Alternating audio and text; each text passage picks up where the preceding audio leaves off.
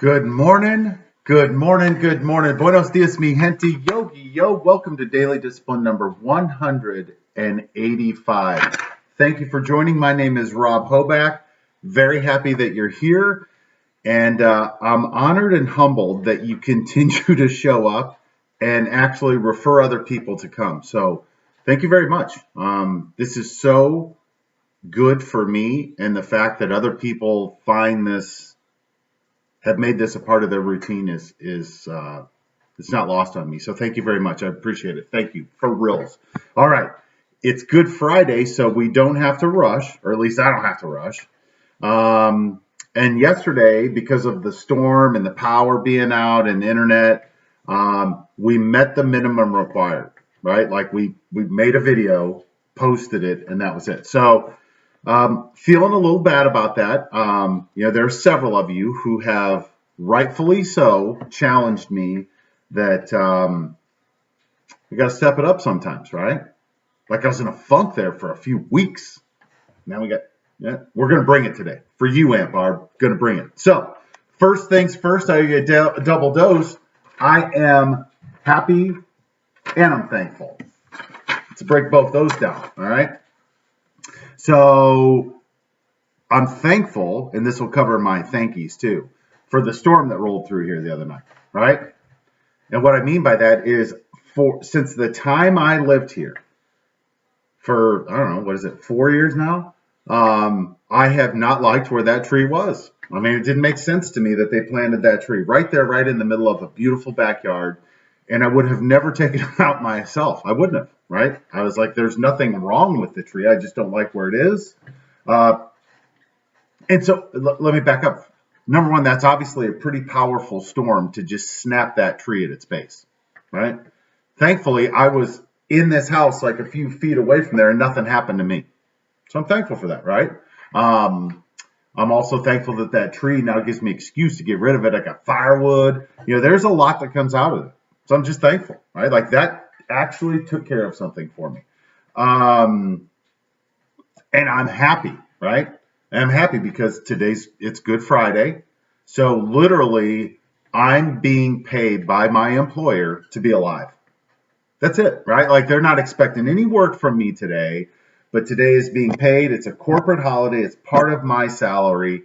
And then when I stop and think about it, it's like, holy cow, I have gotten paid to be alive on Good Friday for the last 30 years.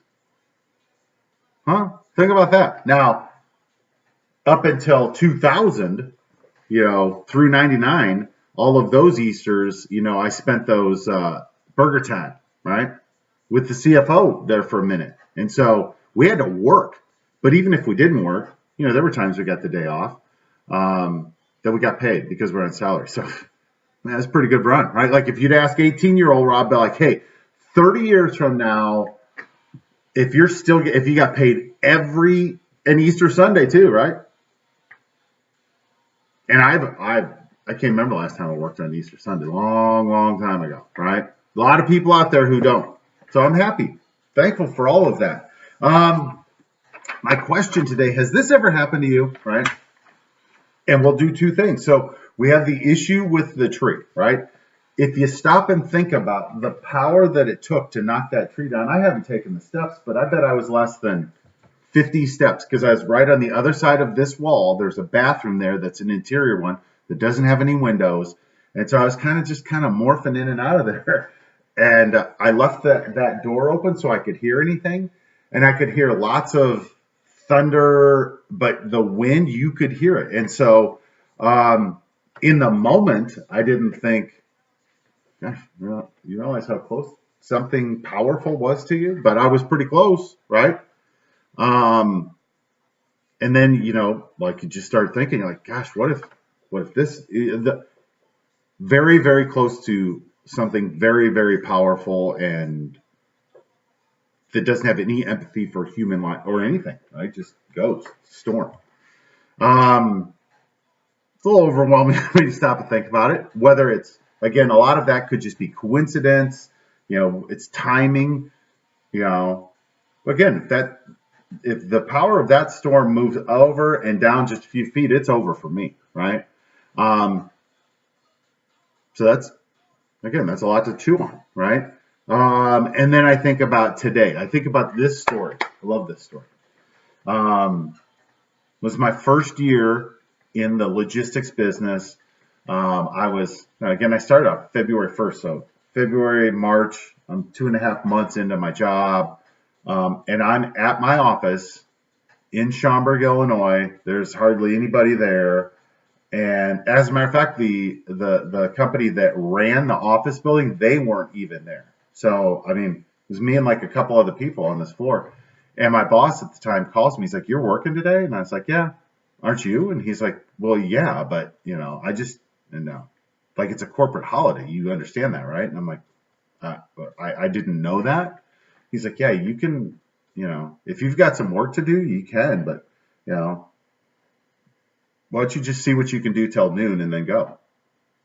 I was like, "All right." So, I just did my thing. I got on my manufacturer's guide, calling, leaving, doing my notes, not thinking anything about it because I came from an environment where the previous, I don't know, if I was 30 then and I'd been in that for 12 years, for a decade plus, it was Good Friday. You're going to be busiest. You're going to be busy starting Thursday night, right? If you think about the Steak and Shake business model, usually on an interstate or on a major artery going somewhere, so you're capturing that traffic.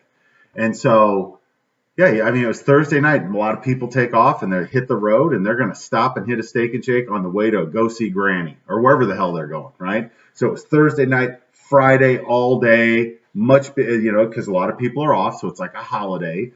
Saturday was crazy, and then Sunday, nothing. And thankfully, it was nothing because nobody wants to work, right? So Easter weekend wasn't a favorite weekend of mine, right? So the next thing you know, this guy's calling me. He's like, "Yeah, I know you're supposed to work today. We're going to pay you for it, but you don't really need to be here. So do what you can." So I'm like, "Sure, dude, I'm on it." Right. So I'm just making these calls. A couple hours later, he called, and he's right. Nobody's answered the phone anywhere. Can't get a hold of anybody. But, made my calls. And then he calls me at like 11 o'clock, and he's like, "Have you gotten a hold of anybody?" I'm like, "No, I've called like 12 companies too." He's like, "Bro, just go home." He's like, "Are you doing anything this weekend?" I'm like, "No, not really." And he's like, "Well, you can go play some golf or something." And at that moment, I was like, "You know what? My golf clubs are in the back of my car." And I stopped and played golf. I played 9 holes of golf. I'll never forget. I'll never forget the feeling of I'm being paid. My boss knows I'm playing golf. He told me to go play golf. And it just felt like I was getting away with something. I just didn't even, my transactional mind couldn't process a lifestyle like that. And I've been living it ever since. So again, the whole point of daily discipline for me is just to get my mind right. And it's clear to me that 185 days ago, I was too focused on all the things that I didn't have. And I wasn't giving any credence, any value to all of the things that I do have. I've got an amazing life from where I started.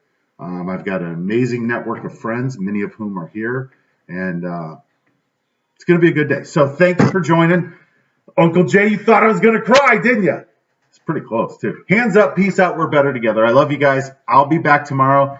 There are going to be some kids here, so we're going to be having a fun weekend, fun Easter weekend with you. So we'll talk to you then. Bye.